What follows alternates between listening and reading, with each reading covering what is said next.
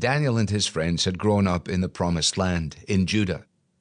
As young men, they found themselves being dragged into exile, far away from the society they had known, into a city that neither knew of, nor cared about, nor was impressed by their faith or their lives.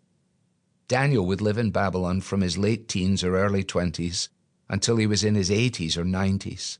Most likely, he died there. These exiles were understandably fearful of the power that held them in its grip, and were wondering what God was doing and whether they could or should keep obeying him in such circumstances. And so the message of Daniel is incredibly relevant for us in our generation. Not because it maps out a strategy for how to deal with our new lack of status or to reverse it. Not because Daniel was a great man and we need to follow his example, buck up and be more like him. Yes, it's a good idea to seek to emulate the men and women of faith we find in the pages of the Bible. But no, this book will not tell you to be like Daniel. Instead, it will call you to believe in Daniel's God. We will be able to navigate our present moment to the extent that we realize that the God of the exiles in the 6th century BC has not changed in the intervening 2.5 millennia. As we walk through the twists and turns of the first 7 chapters of the book of Daniel, we will see some heroes and some anti-heroes. Daniel, Hananiah, Mishael, and Azariah, and the kings Nebuchadnezzar, Belshazzar, and Darius, and of course some lions. But these are not really the heroes of Daniel 1 through 7. Neither are you or I. We weren't even there. God is always the hero of the story.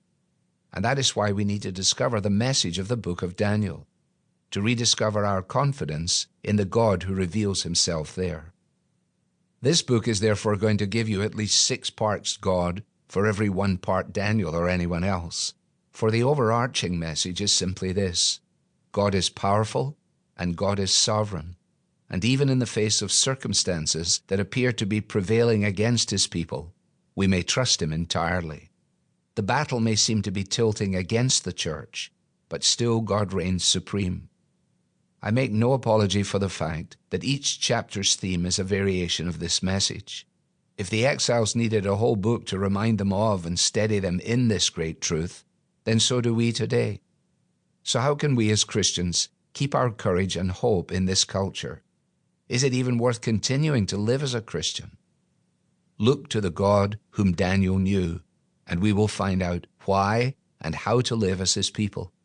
We'll see that there is a better way than growing angry, or keeping our heads down, or retreating, or giving up altogether.